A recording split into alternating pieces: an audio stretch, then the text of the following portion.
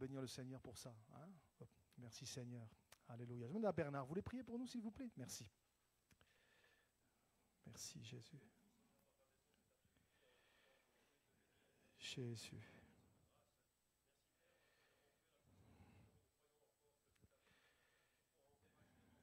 Jésus. Amen.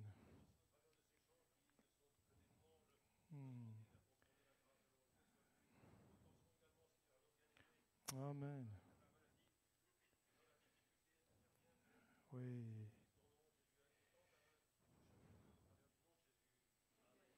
Amen, amen. Je vous donne, avant de laisser la place à Anne-Marie, juste quelques nouvelles pour qui on a prié pour Bernard. Celui pour qui on a prié la dernière fois, le frère pour qui on a prié. Donc je l'ai vu hier après-midi. Il est toujours dans le coma provoqué, bien sûr. Et quand on dit que dans le coma, ils entendent, je peux vous dire que je l'ai vérifié hier. Avant de venir, j'avais dit, Seigneur, donne-moi quelque chose, donne-moi un verset de ta parole, quelque chose que je puisse lui dire. Et je suis arrivé dans la chambre avec un verset, et il y avait son épouse qui était à côté de moi, et je lui ai parlé, tout ça, et j'ai dit, je vais vous lire un verset que vraiment le Seigneur m'a donné pour vous. Et je lui ai lu le verset, et quand j'ai lu le verset, il a réagi, mais alors voilà, et son épouse qui est là, a dit, c'est la première fois que je le vois réagir comme ça. Alléluia. Donc, merci Seigneur. On continue à prier pour lui, que le Seigneur le bénisse. Voilà, il est entre de bonnes mains. C'est vrai que humainement parlant, c'est encore un petit peu difficile, mais chaque jour qui passe, ça va un petit peu mieux. Donc, on veut prier pour Bernard, que le Seigneur le bénisse. OK? Comme ça, vous pouvez prier pour lui. Allez.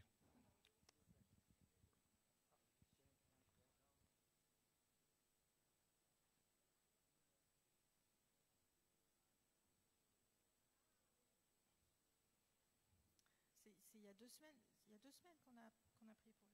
Bonjour à tous. Comment vous dire? Vous m'entendez, c'est bon? Dans mes temps de lecture, de réflexion, de méditation, j'en suis venue à penser au sacrifice. Et le premier chant nous parle de sacrifice de louange, d'adoration, de reconnaissance, de joie. Je pensais aussi au sacrifice de repentance. Enfin, il y a tout un tas de sacrifices dans la Bible. Et je pensais aussi, j'ai pensé à 3 personnes, Caïn et Abel. Un sacrifice a été accepté, l'autre non. Je pensais aussi à Saül, qui à un moment donné s'est mêlé de ce qu'il ne regardait pas, puisqu'il a mené un sacrifice alors qu'il était censé attendre le sacrificateur, le prophète. Et je me disais, Seigneur, garde-moi de faire un sacrifice, de t'apporter un sacrifice que tu n'agréeras pas. Garde-moi de faire des rites, de participer à des rituels, mais vraiment de t'apporter le sacrifice que tu vas agréer.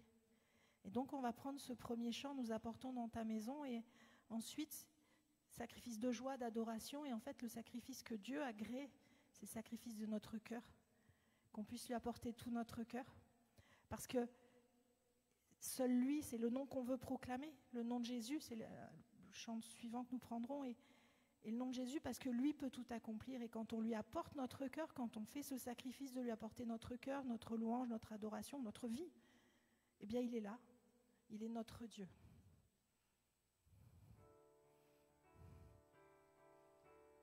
Nous apportons dans ta maison un sacrifice de louange. Nous apportons dans ta maison un sacrifice d'adoration. Nous apportons dans ta maison un sacrifice de louange. Nous apportons dans ta maison un sacrifice d'adoration. Et nous élevons vers toi un sacrifice de reconnaissance. Et nous élevons vers toi un sacrifice de joie. Nous apportons dans ta maison un sacrifice de louange. ta maison un sacrifice d'adoration. Nous apportons dans ta maison un sacrifice de louange. Nous apportons dans ta maison un sacrifice d'adoration. Et nous élevons vers toi un sacrifice de reconnaissance. Et nous élevons vers toi un sacrifice de joie. Nous apportons dans ta maison un sacrifice de louange. Nous apportons dans ta maison un sacrifice d'adoration. Je te donne mon cœur, il ne m'appartient plus. Ce que j'ai de meilleur, tout est pour toi, Jésus. Je te donne mon cœur. Je te donne mon cœur, il ne m'appartient plus. Ce que j'ai de meilleur, tout est pour toi, Jésus. Un parfum de valeur sur toi est répandu. C'est l'offrande de mon cœur. Je suis à toi, Jésus. Prends mon âme, prends mon cœur, je te donne tout. Prends ma vie, me voici, je te donne tout. Mon cœur est à toi, tout à toi. Prends mon âme, prends mon cœur, je te donne tout. Prends ma vie, me voici, je te donne tout. Mon cœur est à toi, tout à toi. Mon cœur est à toi, tout à toi. Seigneur, que ces paroles ne soient pas des vaines paroles dans nos bouches. Nous voulons vraiment t'apporter nos vies comme un sacrifice, notre louange comme un sacrifice d'agréable odeur, un parfum d'agréable odeur. Seigneur, que ce ne soit pas de vains mots, que nous soyons devant toi en vérité, Seigneur, en toute honnêteté et transparence, parce que tu es notre Dieu. Seigneur, sois béni de ce que tu agrées nos louanges, tu agrées nos sacrifices. Sois béni, mon Dieu. Sois béni, Jésus. Sois béni, Jésus. Apportons notre louange à notre Dieu, à Jésus qui nous a sauvés. Ouvrons nos bouches cet après-midi. Sois béni, Jésus.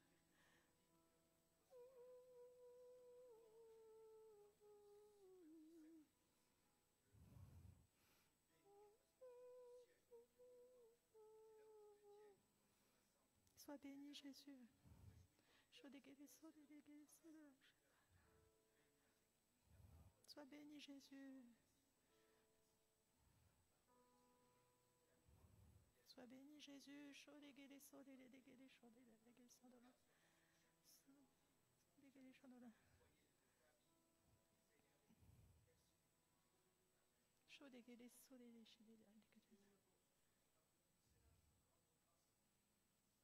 Sois béni, Jésus.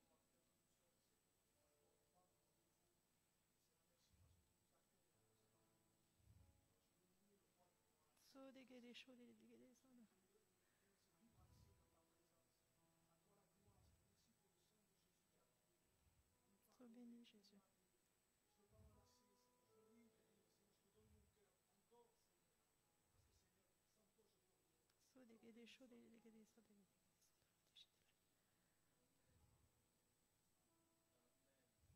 Je veux proclamer le nom de Jésus sur nos cœurs et sur chaque pensée. Car je sais que la paix est dans sa présence, en toi Jésus.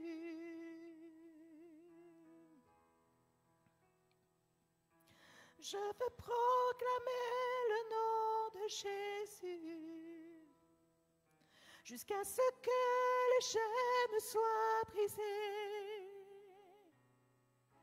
Je crois que l'espoir et la liberté sont en Jésus.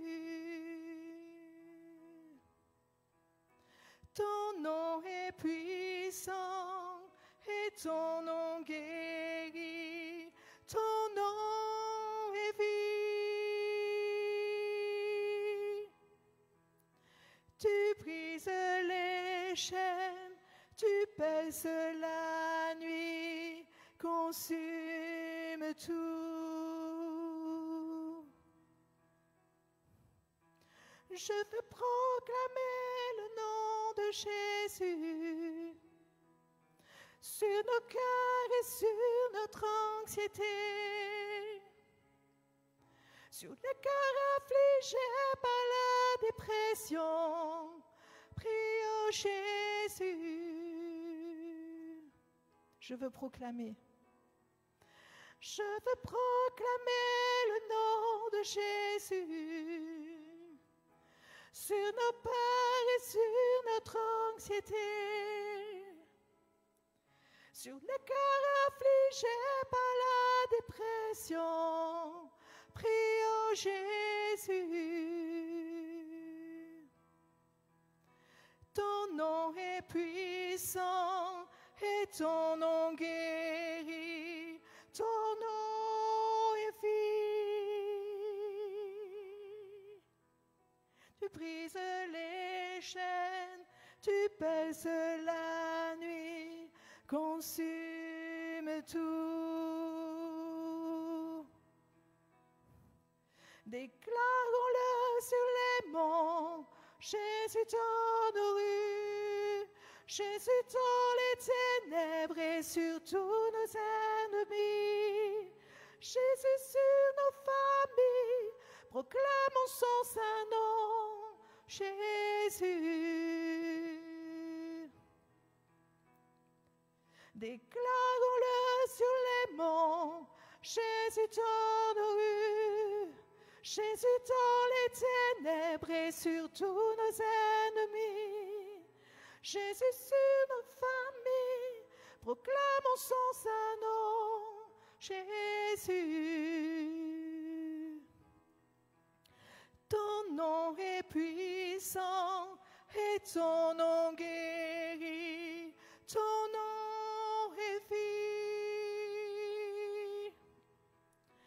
Tu brises les chaînes, tu pèses la nuit, consume tout. Tu brises les chaînes, tu pèses la nuit, consume tout.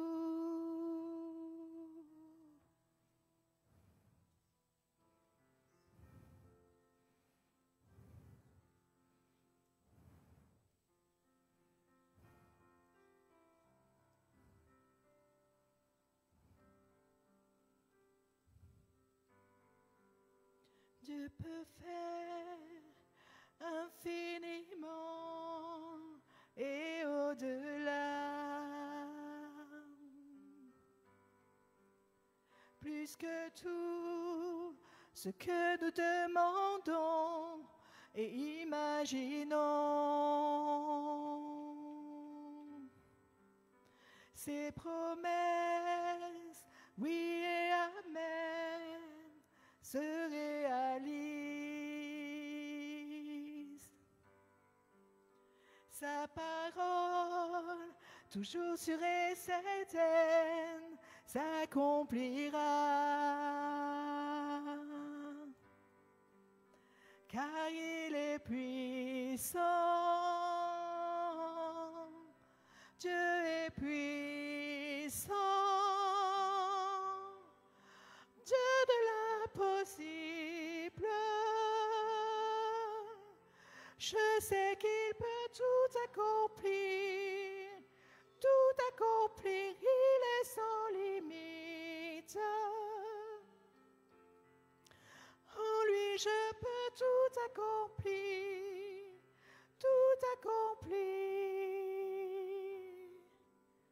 Dieu est grand, majestueux, il règne en roi. Il ordonne, calme les tempêtes, il a tout pouvoir. Par sa force incomparable, il nous soutient. À sa voix, tout ce qui était mort revient à la vie. Dieu de l'impossible, je sais qu'il peut tout accomplir, il est sans limite. En lui je peux tout accomplir. Amen, Jésus. À lui soit tout l'honneur, puissance et force, louange et gloire à jamais. À lui soit tout l'honneur, puissance et force, louange et gloire à jamais. À lui soit tout l'honneur, puissance et force, louange et gloire à jamais. À lui soit tout l'honneur, puissance et force, louange et gloire à jamais. Dieu de l'impossible, Oui, Seigneur. je sais qu'il peut tout accomplir, il est sans limite. En lui je peux tout accomplir. Alléluia. On peut rester quelques instants devant Dieu. On a tous des situations peut-être compliquées, difficiles. Et peut-être on veut les apporter au Seigneur. Là, entre nous et lui, là, apportons-le au Seigneur. Dire, Seigneur, je viens de chanter Dieu de l'impossible. Seigneur, tu vois cette situation, tu vois cette personne, tu vois ce contexte, Seigneur. Je te l'apporte, Seigneur. Étends tes mains. Voilà, entre nous et Dieu. On peut prendre quelques instants là. On reprendra peut-être le refrain là. Mais juste là, entre nous et Dieu, dire, Seigneur, tu vois cette personne, tu vois cette situation, tu vois cette maladie, tu vois ce problème, Seigneur. Tu vois cet enfant, Seigneur. Étends tes mains, Jésus. Étends tes mains. Alléluia. Alléluia, Jésus. Alléluia, Seigneur. Toutes ces situations, Seigneur. Alléluia. Sente caribaraso. Oui. Amen. Amen. Dieu de l'impossible. Dieu tout-puissant. Amen. Amen. Amen. Oui. Amen. C'est toi qui redonnes, Seigneur, vie à ce qui était mort, Seigneur. Amen. Bénis Madame Févé, bénis Valérie, Seigneur. Alléluia. Bénis Valérie Févé, Seigneur. Étends tes mains sur elle, Jésus. Alléluia. Alléluia, Jésus. Alléluia, Jésus. Alléluia, Seigneur. Crions à toi, Seigneur Jésus. Oh, Sente Karibake Berisade Kababashai, Seigneur. À toi la gloire, Seigneur. À toi la gloire, Jésus. Merci Seigneur. Merci Seigneur. Alléluia. À toi la gloire Seigneur Jésus. Amen. Merci Jésus. Alléluia. Alléluia Jésus. Alléluia. Amen. Amen. Dieu de Possible. Je sais qu'il va tout accomplir. Tout accomplir, il est sans limite. En lui, je peux tout accomplir. Tout accomplir. Une dernière fois. De l'impossible. Je sais qu'il peut tout accomplir. Tout accomplir, il est sans limite. En lui, je peux tout accomplir. Tout accomplir. Amen. Seigneur, nous voulons encore cet après-midi vraiment croire ces choses parce que Seigneur, savons Seigneur que celui qui croit, il verra la gloire de Dieu. Alors encore cet après-midi, Seigneur, merci de nous aider à lever les yeux, Seigneur, vers toi encore, Seigneur, et continuer d'espérer contre toute espérance dans toutes les situations, Seigneur.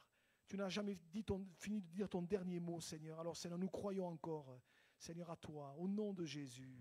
Amen. Amen. Amen. Gloire à Dieu. Gloire à Dieu. Voilà, ça tombe bien parce que c'est un petit peu ce qu'on va voir cet après-midi. Je bénis Dieu pour ce chant. Dieu de l'impossible. Alléluia. Ne nous habituons pas à chanter des chants comme ça. Ou quelque part ça devient habituel, routinier, Dieu de l'impossible. Oui, bon, on le sait. Mais on le sait, mais est-ce qu'on le croit encore? Voilà. Cet après-midi, on va partager la parole, on va lire quelques textes ensemble. Et je bénis Dieu parce que vraiment, il m'a donné une pensée claire pour nous cet après-midi. Et je me dis peut-être que quelqu'un a besoin de l'entendre. Alors peut-être quelqu'un a besoin de l'entendre ici, peut-être quelqu'un qui écoutera sur les réseaux sociaux, qu'importe. Hein, mais peut-être qu'on a besoin de l'entendre. Alors avant de vous donner le thème, avant de vous donner le titre, on va lire un premier texte. On ne va pas s'y arrêter dessus, ça va juste me servir d'introduction. Dans le premier livre de Samuel au chapitre 17. 1 Samuel chapitre 17, alors un passage bien connu, hein, normalement, hein, puisqu'il s'agit de cette fameuse histoire David contre Goliath. Je vais juste lire le début de l'histoire, 1 Samuel 17, on va lire les 11 premiers versets. Et je voudrais juste faire ressortir quelque chose qui me semble important, peut-être de rappeler cet après-midi. 1 Samuel 17, verset 1er, il est dit ceci: les Philistins réunirent leurs armées pour faire la guerre et ils se rassemblèrent à Soko qui appartient à Juda. Ils campèrent entre Soko et Azekah à Éphes d'Amin. Saül et les hommes d'Israël se rassemblèrent aussi. Ils campèrent dans la vallée des Térébintes et ils se mirent en ordre de bataille contre les Philistins. Les Philistins étaient vers la montagne d'un côté et Israël était vers la montagne de l'autre côté, la vallée les séparait. Un homme sortit alors du camp des Philistins et s'avança entre les deux armées, il se nommait Goliath. Il était de Gath et il avait une taille de 6 coudées et un empan. Sur sa tête était un casque d'airain. Il portait une cuirasse à écailles du poids de 5000 cycles d'airain. Il avait aux jambes une armure d'airain et un javelot d'airain entre les épaules. Le bois de sa lance était comme un ensouple de tisserand et la lance pesait 600 cycles de fer. Celui qui portait son bouclier marchait devant lui. Le Philistin s'arrêta et s'adressant aux troupes d'Israël rangées en bataille, il leur dit: « Pourquoi sortez-vous pour vous ranger en bataille ? Ne suis-je pas le Philistin et n'êtes-vous pas des esclaves de Saül? Choisissez un homme qui descende contre moi. S'il peut me battre et qu'il me tue, nous vous serons assujettis. Mais si je l'emporte sur lui et que je le tue, vous nous serez assujettis et vous nous servirez. » Le Philistin dit encore: « Je jette en ce jour un défi à l'armée d'Israël. Donnez-moi un homme et nous nous battrons ensemble. » Saül et tout Israël entendirent ces paroles du Philistin et ils furent effrayés et saisis d'une grande crainte. Et puis un petit peu plus loin, verset 24, il est dit ceci: « À la vue de cet homme, tous ceux d'Israël s'enfuirent devant lui et furent saisis d'une grande crainte. » Voilà. Alors je vous donne tout de suite le titre de ce message cet après-midi, de la pensée que vraiment Dieu a mis sur mon cœur pour nous. Merci. Ne te laisse pas impressionner. Et je voudrais peut-être le dire à quelqu'un, peut-être le dire à plusieurs cet après-midi. Je ne sais pas qu'est-ce que tu vis, je ne sais pas ce que tu traverses, Mais j'aimerais vraiment te dire de la part du Seigneur, ne te laisse pas impressionner. Peut-être je vais le dire différemment, ne te laisse pas intimider. C'est synonyme, voyez. Alors je reviens à ce texte que pour la plupart d'entre nous, nous connaissons. D'ailleurs, je me faisais la remarque, c'est marrant parce que beaucoup de gens vous disent qu'ils ne sont pas croyants, mais souvent ils utilisent des images de la Bible. Et concernant ce texte, notamment dans le monde du sport, on a souvent entendu dire, notamment quand une équipe est au-dessus d'une autre et que l'autre est beaucoup moins forte, on dit c'est David contre Goliath. Vous voyez, c'est bizarre. Les gens, ils vous disent qu'ils ne croient pas en Dieu, mais ils sont capables de vous citer des textes de la Bible. Hier après-midi, je souriais, je me suis mordu la langue, je savais pas que... J'attendais pour rentrer dans la chambre du frère là, dont j'ai parlé tout à l'heure. J'étais devant la porte et juste à côté de moi, il y avait un homme qui parlait avec, alors je ne sais pas si c'était sa maman, une amie, je ne sais rien. Il parlait et tout d'un coup, j'entendais quelques bribes. Mais à un moment donné, il a dit cette parole, oh tu sais, à chaque jour suffit sa peine. Et quand j'ai entendu ça, je me suis mordu la langue, j'avais envie de dire, mais vous savez qui c'est qui a dit ça? Vous voyez, les gens, ils citent des paroles de la Bible, ils ne savent même pas que c'est dans la Bible. Je suis convaincu que presque cet homme, il ne savait pas que c'était une parole de Jésus.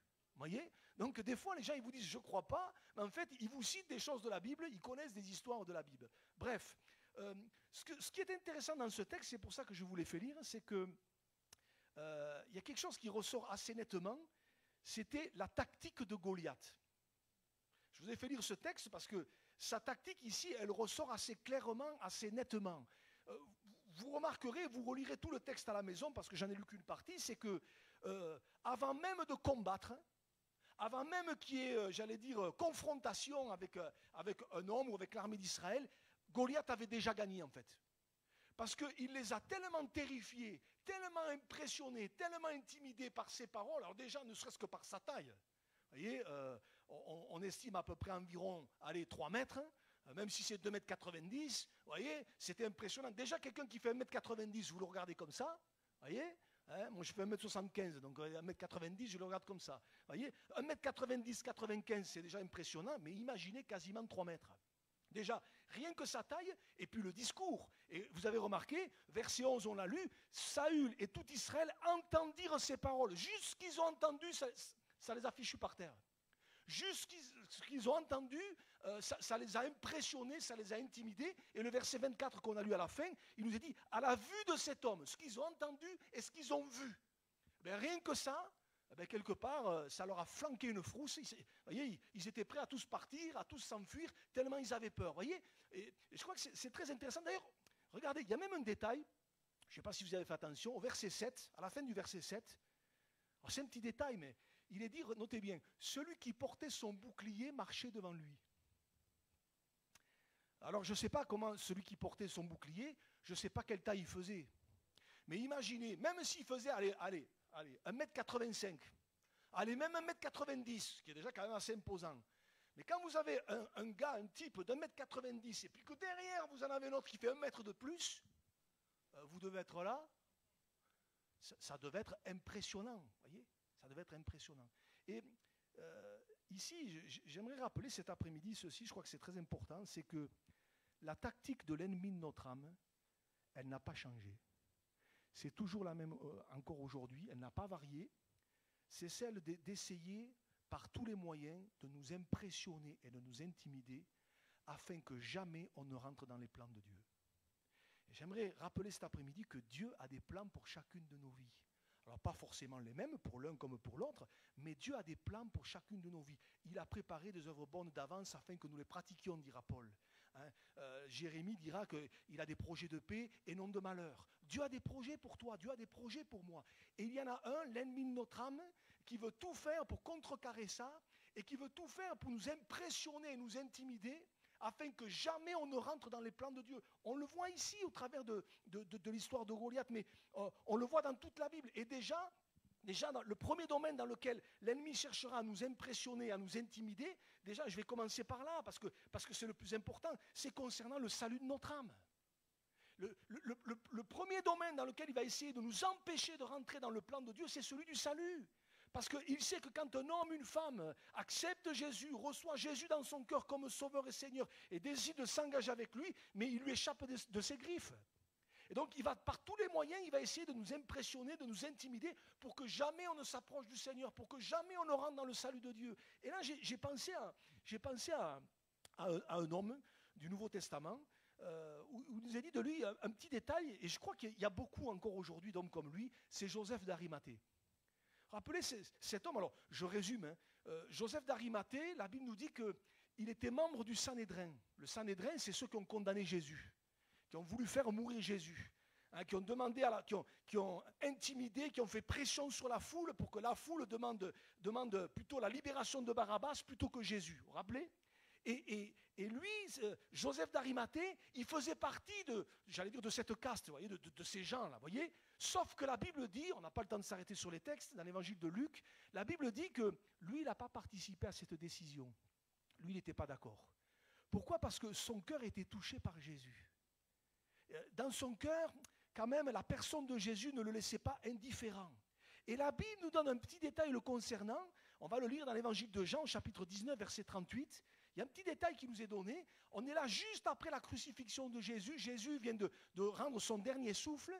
Et la Bible nous dit, après cela, Joseph d'Arimathée, qui était disciple de Jésus, mais en secret, par crainte des Juifs, vous voyez, par crainte, la peur, l'intimidation, voyez, demanda à Pilate la permission de prendre le corps de Jésus, et Pilate le permit. Il vint donc et prit le corps de Jésus. Je préfère ce qui est dit dans l'évangile de Marc, toujours concernant Joseph d'Arimathée. Il nous est dit, il osa se rendre vers Pilate. À un moment donné, il s'est dit, je ne peux pas rester comme ça. Et pourquoi il a osé ? Parce qu'ici, le détail nous est donné, il était disciple, oui, mais en secret. Et pourquoi il était disciple en secret ? Parce que ce n'était pas facile pour lui, vu la position qu'il occupait. Vous voyez, d'un côté, son cœur était interpellé, touché par Jésus, il n'était pas indifférent, mais de l'autre, il subissait certainement une pression de ceux qui étaient ses amis, de ceux avec qui il travaillait, vous voyez, et ce n'était pas simple. Et je me faisais la réflexion, mais combien aujourd'hui sont comme Joseph d'Arimathée ? Combien de gens aujourd'hui ne sont pas forcément fermés aux choses de Dieu ? Dans leur cœur, quand vous leur parlez de Jésus, quand même ils écoutent l'évangile, quelque part ça les touche. Quand ils entendent parler de l'amour de Jésus, quand ils entendent parler de la croix, du sacrifice de Jésus, du sang versé de Jésus, dans leur cœur, ça résonne. Mais quand à un moment donné, il faut aller plus loin, quand à un moment donné, il faut franchir un pas de plus, quand à un moment donné, il faut s'engager avec le Seigneur par les eaux du baptême, ça coince. Ça coince pourquoi ? Parce qu'il y a une appréhension, parce qu'il y a une peur, parce que de mille et une façons aussi l'ennemi essaie d'intimider et d'impressionner pour que jamais on fasse ce pas. Voyez ? On est disciple mais en secret. Mais béni soit Dieu parce qu'à un moment donné, Joseph d'Arimathée, il a dit stop. Maintenant, il a pris position. Voyez ? D'ailleurs, ce qui est assez intéressant, on n'a pas le temps de s'y arrêter, mais quand vous lisez les versets juste après, non seulement il y a eu un déclic pour lui, mais ça a donné l'occasion à un autre aussi de sortir un petit peu du bois, Nicodème. Parce que, merci, Nicodème qui était auparavant allé de nuit vers Jésus, il vint aussi, tiens, lui aussi il a osé. J'aimerais peut-être cet après-midi, peut-être encourager quelqu'un, peut-être te dire, mais peut-être tu es disciple en secret. Dans ton cœur, tu n'es pas fermé aux choses de Dieu. Mais peut-être que voilà, d'une façon ou d'une autre, peut-être tu n'en es pas conscient, mais l'ennemi t'impressionne ou t'intimide pour que jamais tu n'ailles plus loin. Des fois par des faux raisonnements. Mais si tu t'engages, si tu vas plus loin, mais qu'est-ce qu'on va penser de toi ? Qu'est-ce qu'on va dire de toi ? Et puis il y a des choses que tu ne pourras plus faire. Et puis il y a des situations, ça va être embêtant pour toi. Donc il vaut mieux que tu restes comme ça. Et combien j'ai vu de gens qui étaient, j'allais dire, proches de l'engagement avec le Seigneur, mais jamais ils franchissaient ce pas. Il y avait une peur, il y avait une appréhension. C'est peut-être ton cas cet après-midi. Alors je voudrais te dire de la part du Seigneur, ne te laisse pas impressionner. Ne te laisse pas intimider, mais peut-être je t'encourage à faire ce pas, comme l'a fait Joseph d'Arimathée, comme l'a fait Nicodème, comme d'autres l'ont fait, à un moment donné dire stop, maintenant j'ose et je vais plus loin et je m'engage avec le Seigneur Jésus, alléluia. C'est tellement important, ne te laisse pas impressionner. Il y en a un qui à un moment donné a fait aussi ce pas, et j'aime beaucoup son histoire, on la connaît pour la plupart, c'est Zachée. Rappelez que Zachée, quand Jésus l'a rencontré, qui lui a dit il faut que je demeure aujourd'hui dans ta maison, il y en avait du monde, hein. Il y en avait du monde. Regardez le texte, on va le lire. Regardez Luc chapitre 19. Lorsque Jésus fut arrivé à cet endroit, il leva les yeux et lui dit Zachée, hâte-toi de descendre, car il faut que je demeure aujourd'hui dans ta maison. C'est peut-être ce que le Seigneur te dit cet après-midi. Zachée se hâta de descendre et le reçut avec joie. Mais regardez, voyant cela, tous murmuraient. Oh là là là là. et disait, il est allé loger chez un homme pécheur. Et j'aime ça. Mais, et ce mais, il est important. Mais Zachée se tenant devant le Seigneur, lui dit, voici Seigneur, je donne aux pauvres la moitié de mes biens, et si j'ai fait de tort de quelque chose à quelqu'un, je lui rends le quadruple. Et c'est là que Jésus va dire, le salut est entré aujourd'hui dans cette maison, parce que celui-ci est aussi un fils d'Abraham. Zachée, il ne s'est pas laissé impressionner par la foule, il ne s'est pas laissé impressionner par les cancans des uns et des autres, parce qu'ils allaient penser, parce qu'ils allaient dire de lui, qu'importe ce qu'ils pensaient, qu'importe si on le voyait, lui, il a reçu Jésus dans sa maison. Alléluia.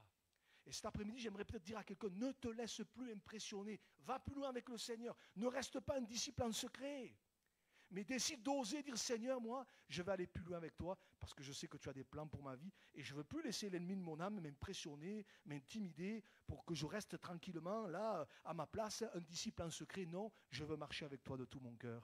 Amen. Maintenant, j'ai relevé d'autres exemples, 2 ou 3 rapidement, je ne veux pas être long. Mais j'ai pensé aussi à cette histoire qui est assez impressionnante, où là aussi, quand vous regardez cette situation, vous dites, oh, waouh, c'est impressionnant. Vous vous rappelez l'histoire de ce garçon des évangiles qui était tenu par un mauvais esprit, et le père est venu trouver d'abord les disciples, ils n'ont rien pu faire, et puis Jésus va parler avec le père. Regardez, on va lire cette histoire, Marc chapitre 9, verset 17. Il est dit, un homme de la foule lui répondit, Maître, j'ai amené auprès de toi mon fils, qui est possédé d'un esprit muet. En quelque lieu qu'il le saisisse, il le jette par terre, l'enfant écume, grince des dents et devient tout raide. J'ai prié tes disciples de chasser l'esprit et ils n'ont pas pu. Race incrédule, leur dit Jésus, jusqu'à quand serai-je avec vous? Jusqu'à quand vous supporterai-je? Amenez-le-moi. On le lui amena. Et aussitôt que l'enfant vit Jésus, l'esprit l'agite avec violence, il tomba par terre et se roulait en écumant. Jésus demanda au Père, combien y a-t-il de temps que cela lui arrive? Depuis son enfance. Ça faisait quelques années, répondit-il. Et souvent, l'esprit l'a jeté dans le feu et dans l'eau pour le faire périr. Mais si tu peux quelque chose, viens à notre secours et compassion de nous. Jésus lui dit, si tu peux, tout est possible à celui qui croit. Aussitôt le père de l'enfant s'écria, je crois, viens au secours de mon incrédulité. Et je me faisais la réflexion, mais si vous vous arrêtez sur les détails de cette histoire, c'est impressionnant. Peut-être nous les chrétiens, on lit cette histoire depuis des années, on ne fait plus attention. Mais prenez le temps de vous arrêter sur les détails et vous allez voir que, si vous aviez assisté à la scène, il y avait de quoi déjà avoir peur. Il y a des détails quand même. Regardez, par exemple, je vais te faire travailler, Fanfan, verset 18. Regardez verset 18. En quelque lieu qu'il le saisisse, il le jette par terre, l'enfant écume, grince des dents et devient tout raide. Ça devait être impressionnant quand même. Quelqu'un qui grince des dents, vous voyez, sans forcément être possédé. Déjà, quelqu'un qui grince des dents, là, vous voyez. Et regardez, verset 22. Regardez verset 22. Souvent l'esprit l'a jeté dans le feu et dans l'eau pour le faire périr. Vous voyez, quand vous lisez ça, mais honnêtement, et d'ailleurs, laisse-moi le verset. Regardez, c'est des petits détails, mais ça nous montre un petit peu la douleur et la souffrance de ce père. Regardez ce qu'il dit. Il dit, si tu peux quelque chose, il ne dit pas, viens à son secours. Il dit, viens à notre secours. Il ne dit pas, aie compassion de lui. Il dit, aie compassion de nous. Parce que quelque part, il est venu pour son fils, premièrement, mais il est venu aussi pour lui. Parce qu'il n'en peut plus. Parce que souvent, il y a la personne qui souffre, mais il y a la personne qui est à côté aussi. Et souvent, celle qui est à côté, je ne vais pas dire que c'est pire, mais c'est pareil, quoi. Elle subit autant, si ce n'est plus. Si ce n'est plus. Et plusieurs pourraient le dire et pourraient dire, je pourrais t'en dire pas mal là-dessus. Donc, et je comprends que ce père, il est là, mais devant tout ce qu'il décrit, devant la situation, cette situation impressionnante, que quelque part, il n'y croit plus, quoi. Pour lui, il est dans une espèce de fatalisme qui fait qu'il se dit, de toute façon, vu la situation, qu'est-ce qui pourrait arriver de pire? Il n'en peut plus. Et là, j'aimerais dire ceci. Et peut-être ça concerne quelqu'un cet après-midi. Je crois qu'on peut tous, alors ici c'est un cas bien particulier, c'est un enfant possédé. Mais je crois que tous, on peut passer parfois par des situations où si on s'arrête aux détails, c'est impressionnant. Vous savez, des fois, un pasteur, ça reçoit des tas de gens en entretien, et Marc pourrait dire pas le contraire des fois, et les gens, ils vous racontent en détail le problème ou la situation. Et des fois, je reconnais, des bien-aimés, ou même des gens qui ne connaissent pas le Seigneur, quand ils viennent, ils se déversent sur vous, vous avez l'impression de prendre des vagues sur la tête. Parce que quand il vous raconte les détails, vous dites, mais c'est un film, c'est vrai, c'est incroyable. Un petit peu comme cette histoire. Imaginez que vous receviez dans votre bureau ce papa-là, et qui vous raconte ce qu'on vient de lire là. Vous êtes là, vous avez l'impression de prendre des vagues dans la tête. Hein. Vous dites, mais est-ce que c'est possible? Et c'est vrai que des fois, il y a des situations qu'on peut être amené à vivre quand on s'arrête sur les détails, et ça, et ça, et ça, et ça, et ça, on en arrive à se dire, et là, l'ennemi s'en donne à cœur joie, c'est fini pour toi, tu t'en sortiras pas, ça ne changera pas, ça restera comme ça, n'espère plus rien, c'est même plus la peine de prier, ça ne sert à rien, ça ne bougera pas. Vous voyez, ça ne bougera pas. Hein. Mais j'aimerais peut-être cet après-midi nous dire et nous encourager, on l'a chanté tout à l'heure, que notre Dieu, c'est le spécialiste de l'impossible. Et que cette parole que Jésus, d'ailleurs, il le dit au verset 25, si tu peux, tout est possible à celui qui croit. Et cet après-midi, je ne voudrais pas que cette parole qu'on connaît pour la plupart d'entre nous soit juste qu'un leitmotiv. Vous voyez, des fois, on crie des slogans, ouais, mais est-ce qu'on le croit encore? Est-ce qu'on croit encore que tout est possible à celui qui croit? Est-ce qu'on croit encore que Jésus est capable d'intervenir? Des fois, le diable nous impressionne tellement par les situations qu'on vit, en disant, mais regarde, tu as vu la situation, tu as vu les détails, regardez ça, et regarde ça, et regarde ça, mais tu t'en sortiras jamais. Peut-être cet après-midi, le Seigneur veut nous rappeler, tout est possible à celui qui croit. Et regardez la fin de l'histoire. Jusqu'au bout, l'ennemi va essayer de faire en sorte d'impressionner. Regardez la fin de l'histoire. À partir du verset 25. Verset 24, on a lu Jésus qui dit tout est possible à celui qui croit. Le Père dit je crois, viens au secours de mon incrédulité. Ça on pourrait faire cette prière, hein, franchement. Hein. Des fois, Seigneur, je crois, mais viens au secours de mon incrédulité. Hein. Et il est dit, Jésus, voyant accourir la foule, menaça l'esprit impur et lui dit, esprit muet et sourd, je te l'ordonne, sors de cet enfant et n'y rentre plus. Et il sortit en poussant des cris. Vous imaginez ça? En poussant des cris et en l'agitant avec une grande violence. Écoutez bien, l'enfant devint comme mort, de sorte que plusieurs disaient qu'il était mort. Mais Jésus, l'ayant pris par la main, le fit lever et il se tint debout. Et je me disais, c'est vrai que des fois, il y a des situations, quand on les regarde humainement parlant, un petit peu comme celle-là, où on pourrait se dire c'est mort. D'ailleurs, on dit souvent, ah non, là c'est mort. Là. On l'a tous dit, hein, des fois d'une situation, là c'est mort. Excusez-moi, c'est foutu. Hein. C'est fichu, c'est mort, il n'y a plus rien à faire. Là, voyez. Et souvent, l'ennemi vient peut-être nous dire, souffler à notre oreille, là ta situation, là, c'est mort. Hein. C'est foutu. Hein. J'ai même plus la peine de prier, ne prie même plus, ça ne sert à rien. Alors je voudrais te dire de la part du Seigneur, te laisse pas impressionner, te laisse pas intimider, te laisse pas décourager. Mais tout est possible à celui qui croit. Alléluia. Et comme je le disais lundi matin à la prière, remarquez une chose, c'est que toutes ces promesses que nous aimons, que nous citons, souvent elles sont citées dans des moments critiques. Hein. J'ai cité lundi matin à la prière cette parole qu'on connaît bien, où il est dit que les bontés de l'Éternel ne sont pas épuisées, elles se renouvellent chaque matin. Lamentation de Jérémie, chapitre 3. Mais relisez un petit peu le contexte. Aïe, aïe, aïe. C'est compliqué, hein? Et ici, cette parole, souvent, on l'entend. Encore une autre parole, encore une autre promesse. Tout est possible à celui qui croit. Alors on est tous là. Amen, alléluia. Oui, mais regarde le contexte dans lequel c'est dit. Alors j'aimerais peut-être te dire, je ne sais pas si peut-être tu es dans une situation où peut-être dans tes raisonnements, peut-être même l'ennemi essaie de te dire, c'est mort.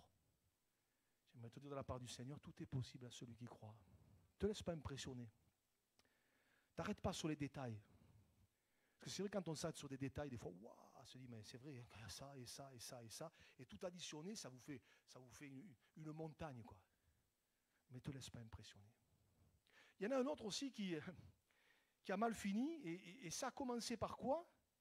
Ça a commencé par le fait qu'à un moment donné, il s'est laissé impressionner. C'est Saül. Et tout à l'heure, Anne-Marie parlait de sacrifice, de Saül quand il a offert le sacrifice. On ne s'est rien dit. Hein, voilà. Mais quand vous lisez cette histoire, rappelez-vous, je vous résume. Samuel avait donné à Saül juste une recommandation. Je vous la donne. Tu attendras 7 jours selon le terme fixé, jusqu'à ce que j'arrive et que je te dise ce que tu dois faire. 1 Samuel chapitre 10 verset 8. Tu attendras. Vous aimez attendre, vous? tu attendras 7 jours. On va me dire 7 jours. Ouais, quand vous êtes sous pression. Et la fin des 7 jours arrive. Et là, rappelez-vous ce qui se passe. On va le lire. 1 Samuel, chapitre 13, versets 8 à 12. Il attendit 7 jours, selon le terme fixé par Samuel. Mais Samuel n'arrivait pas à Gilgal. Et le peuple se dispersait loin de Saül. Alors Saül dit, amenez-moi l'holocauste et les sacrifices d'action de grâce. Et il offrit l'holocauste. Comme il achevait d'offrir l'holocauste, voici Samuel arriva. Et Saül sortit au-devant de lui pour le saluer. Et Samuel dit, qu'as-tu fait? Saül répondit, lorsque j'ai vu que le peuple se... Écoutez bien. Lorsque j'ai vu... Tout à l'heure, Goliath, à la vue de cet homme. Et là, il dit, lorsque j'ai vu que le peuple se dispersait loin de moi, que tu n'arrivais pas au terme fixé, et que les Philistins étaient assemblés à Michmash, je me suis dit, les Philistins vont descendre contre moi à Gilgal, je n'ai pas imploré l'Éternel, c'est alors que je me suis fait violence et que j'ai offert l'Holocauste. Si je résume. Mais la chute de Saül, elle a commencé par quoi? Elle a commencé par un moment d'affolement parce qu'il s'est laissé impressionner, il s'est laissé intimider. Et je ne vais pas lui jeter la pierre parce que des fois c'est nous. Hein. Qu'est-ce qu'il dit? Le verset juste avant. Tu peux me le remettre, Fanfan, le verset juste avant. Voilà, merci. Il va dire, lorsque j'ai vu, première chose, que le peuple se dispersait loin de moi, il s'est senti seul. Il s'est senti seul. C'est-à-dire, je suis tout seul. Tout le peuple, il fiche le camp. Ensuite, il dit que tu n'arrivais pas. Même l'homme de Dieu n'est pas là. Et qu'ensuite, les Philistins, l'ennemi, étaient là et étaient en train de s'assembler et de m'entourer. Quand il a vu ça, il s'est dit, non, là, il faut que je fasse quelque chose, quoi. Il s'est laissé impressionner. Et c'est quand il a fait la bêtise qu'il a offert l'Holocauste, chose qu'il n'aurait jamais dû faire parce que c'était réservé aux sacrificateurs. Juste à ce moment-là, comme par hasard, Samuel arrive. Ça s'est joué à pas grand-chose. Hein, voyez. Et des fois, dans nos vies, ça se joue à pas grand-chose. Hein. Des fois, c'est pour ça que je pensais, quand j'écoutais Marc dimanche matin, la précipitation. Là, pour le coup, des fois, par précipitation, on fait des bêtises. Voilà, parce qu'on se laisse intimider, on se laisse impressionner par le contexte, par la situation, et plutôt que de rester, comme dit la parole, il est bon d'attendre en silence le secours de l'Éternel, eh bien on fait nous. Et quand on fait nous, on fait mal. Et souvent, quand on veut prendre les choses en main, nous, c'est la cata. Vous voyez, souvent, c'est comme ça. Il s'est laissé impressionner. Et je me dis, mais c'est dommage parce qu'il serait resté dans la foi et l'obéissance. Comme ça lui avait été dit, tu attendras 7 jours selon le terme fixé jusqu'à ce que j'arrive et que tu dises que je te dise ce que tu dois faire. S'il était resté dans la foi et dans l'obéissance, les choses auraient été différentes. D'ailleurs, regardez, le verset 13, 1 Samuel 13, verset 13. Samuel dit à Saül, tu as agi en insensé, tu n'as pas observé le commandement que l'Éternel ton Dieu t'avait donné. L'Éternel, écoutez bien, l'Éternel aurait affermi pour toujours ton règne sur Israël. Ça veut dire que les choses auraient pu être différentes. Vous voyez, tout n'était pas écrit d'avance, hein. Vous voyez, là, j'ouvre une petite parenthèse. Il faut tordre cette idée, on pensait que tout est écrit d'avance. De toute façon, c'est comme ça. Non. Ça dépend aussi de nos attitudes, de nos comportements. Et j'aimerais peut-être dire à quelqu'un cet après-midi, peut-être tu vis une situation de pression, d'oppression. Peut-être ce n'est pas facile ce que tu traverses. Mais j'aimerais te dire de la part du Seigneur, ne te laisse pas impressionner. Reste dans la foi et l'obéissance. Reste dans la foi et l'obéissance. Seigneur, je ne comprends pas. Des fois, on est tous comme Saül. Des fois, on a l'impression que Samuel n'arrivait pas. Et des fois, on a l'impression que le Seigneur, il n'arrive pas. Qu'il est en retard. Vous voyez, un petit peu comme à Béthanie, quand Jésus est arrivé 4 jours après. Quoi. Vous voyez, Seigneur, t'es où? Seigneur, qu'est-ce que tu fais? Et des fois, on a l'impression que Dieu n'arrive pas. Ne vous inquiétez pas. Restez dans la foi. Reste dans la foi, mon frère, ma soeur. Reste dans l'obéissance. Et ne te laisse pas impressionner. Le point de départ de la chute de Saül, il est là. C'est fou, hein? C'est précipité. C'est précipité. Et quand j'écoutais Marc dimanche, je parlais de ça, je me dis, mais en fait, c'est ça, en fait. Et ça aussi, quand on est impressionné quand on se laisse impressionner, intimider, souvent ce qu'on fait, qu'est-ce qu'on fait? On se précipite. On prend une décision hâtive, et puis on dit des choses, et puis on fait des choses, et après on le regrette. Que Dieu nous aide. Et puis je termine par un dernier exemple. Et là aussi, même le grand Samuel, à un moment donné, a failli se laisser impressionner. On connaît ce texte, regardez, ça sera le dernier. 1 Samuel chapitre 16, versets 6 et 7. C'est quand il faut choisir le nouveau roi à la place de Saül. Et il dit, lorsqu'ils entrèrent, c'est-à-dire Isaïe et Samuel, il se dit en voyant Élab, il, c'est Samuel, certainement loin de l'Éternel est ici devant lui. Et l'Éternel dit à Samuel, ne te laisse pas impressionner. Ne prends pas garde à son apparence et à la hauteur de sa taille, car je l'ai rejeté. L'Éternel ne considère pas ce que l'homme considère. L'homme regarde à ce qui frappe les yeux, mais l'Éternel regarde au cœur.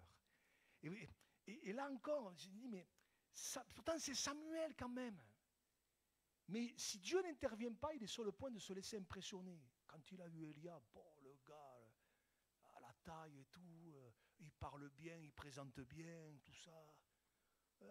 Dieu dit, hop, te laisse pas impressionner par ça. Et ça nous enseigne quand même une chose. Et là, je m'adresse à chacun d'entre nous. On est tous confrontés à des choix et des décisions. Quel que soit le domaine. Quel que soit le domaine. Mettons le Seigneur vraiment dans le coup.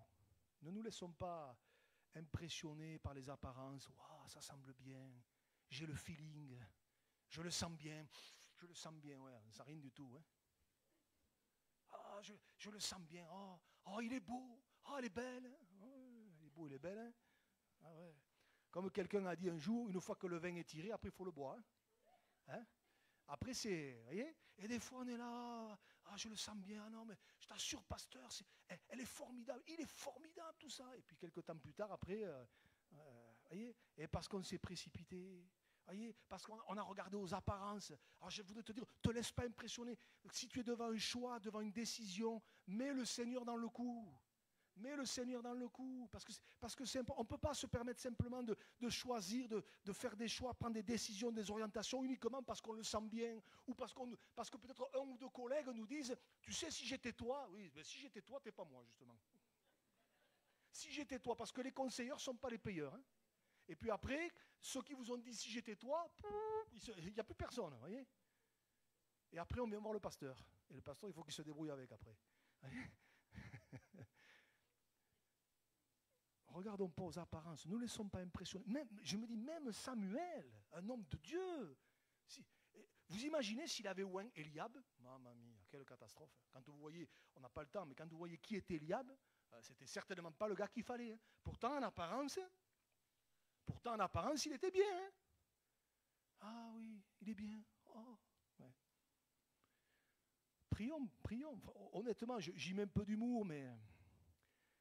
Que des fois, que d'erreurs, après on se traîne des histoires, on se traîne des blessures et des souffrances pendant des années et des années, parce qu'à un moment donné, on s'est laissé impressionner d'une façon ou d'une autre, hein, et on a fait un mauvais choix, on a pris une mauvaise décision, et après on pleure. Seigneur, qu'on demande au Seigneur, et moi je crois de tout mon cœur que si on est honnête, si on est vrai, le Seigneur nous montre. Il est celui qui va ouvrir la porte ou il est celui qui va fermer la porte. Il est celui qui va révéler les choses. Il est celui qui va révéler les choses. Et des fois, on ne voit pas forcément tout au premier abord. Ça semble tout beau, tout joli. Et puis après, voyez. Mais quand on est honnête, quand on est vrai, quand on est sincère, qu'on veut faire la volonté de Dieu, Dieu nous montre. À un moment donné, d'une façon ou d'une autre, Dieu montre les choses. Dieu montre les choses. Alors, je termine. Peut-être demander à Anne-Marie si tu veux venir. Je ne sais pas quel exemple nous ressemble cet après-midi. Est-ce que peut-être on est comme Joseph d'Arimathée? On sait jusqu'à aujourd'hui... On n'a jamais franchi le pas pour s'engager avec le Seigneur. Peut-être qu'il y a des choses, on est un peu intimidé, impressionné. Enfin bref, peut-être cet après-midi, le Seigneur veut t'interpeller. Va plus loin. Donne ton cœur au Seigneur, engage-toi avec lui.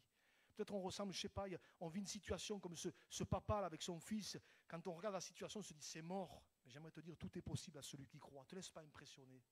Et peut-être, je ne sais pas, peut-être on est comme Saül. Tu es dans une situation où tu te sens un petit peu comme enserré.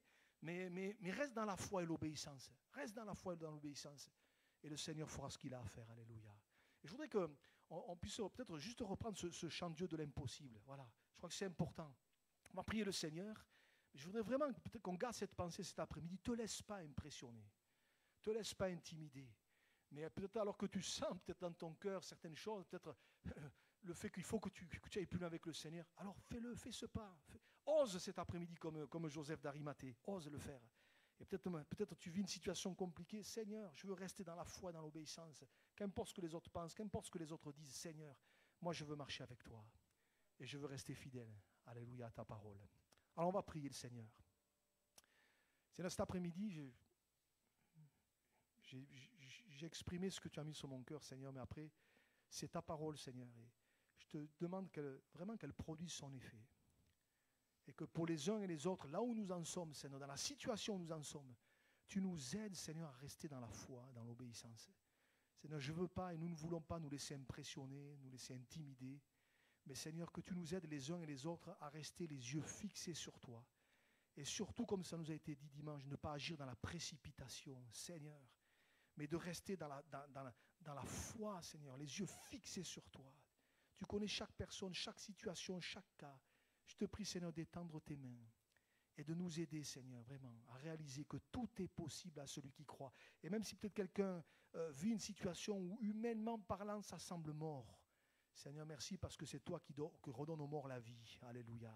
C'est toi qui restaure ce qui est mort, qui relève ce qui semble mort. Seigneur, tu es le Dieu Tout-Puissant.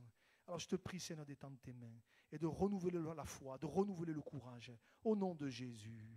Au nom de Jésus. Alléluia. Alléluia. On va juste reprendre le refrain. Et pendant que Anne-Marie joue le refrain, peut-être juste simplement cet après-midi, on est devant le Seigneur. On est devant le Seigneur. Moi, je ne sais pas ce que tu vis, je ne sais pas ce que tu traverses. Mais le Seigneur le sait. Peut-être simplement lève-toi à ta place et on va prier le Seigneur. Après, c'est entre toi et Dieu. C'est entre toi et Dieu. Dire Seigneur, tu vois, des fois on n'ose pas dire oui, Seigneur, c'est vrai, ça m'impressionne. Oui, Seigneur, tu vois, cette situation, je suis comme ce père, moi je ne sais plus quoi faire, Seigneur. C'est fatigant. Mais on va prier le Seigneur. Moi, je crois de tout mon cœur que rien n'est fini quand on est à Jésus. Rien n'est fini. Au contraire. Ne te laisse pas intimider. Mais crois que Jésus est capable encore d'intervenir, de se manifester. Seigneur, tu vois ces situations. Tu vois ces situations, Seigneur. Tu connais chaque cas, chaque personne. Tu connais chaque souffrance, chaque blessure de tous mes bien-aimés qui sont debout. Seigneur, étends tes mains, Seigneur. Étends tes mains, Seigneur. Je te prie, Seigneur, de te glorifier. Tu es le Dieu de l'impossible, Seigneur. Et dans toutes ces vies qui sont debout, tu sais la raison, le pourquoi, le comment. Seigneur, je crois de tout mon cœur, Seigneur, qu'avec toi, rien n'est jamais fini. Que ce soit au niveau de la santé, au niveau des circonstances, des situations, des personnes. Seigneur, rien n'est fini, Seigneur. Parce que tu es le Dieu Tout-Puissant. Et je veux, Seigneur, le confesser de tout mon cœur. Tu es le Dieu de l'impossible. Seigneur, je te prie pour que, Seigneur, dans quelques jours, dans quelques semaines, nous ayons des témoignages, Seigneur, de ce que tu es intervenu, de ce que tu as posé ta main, de ce que tu t'es glorifié, de ce que tu as changé les temps et les circonstances, de ce qui semblait fichu. Seigneur, tout est revenu à la vie, tout est revenu à la normale. Seigneur, tu es le Dieu Tout-Puissant. Et je te demande dans le nom précieux de Jésus d'intervenir. Et là où peut-être le diable essaie de saccager, de piétiner, de détruire, au nom de Jésus, au nom tout-puissant de celui qui a triomphé à la croix, nous voulons prendre position et dire Seigneur, c'est toi qui as le dernier mot. À toi soit la gloire. Au nom de Jésus. Au nom de Jésus. Alléluia. On peut juste reprendre ce refrain, mais pas le reprendre pour le reprendre, mais vraiment ce pourquoi vous vous êtes levé, dire Seigneur, je confesse que tu es le Dieu de l'impossible. Alléluia. Alléluia. Possible. Je sais qu'il peut tout accomplir, il est sans limite.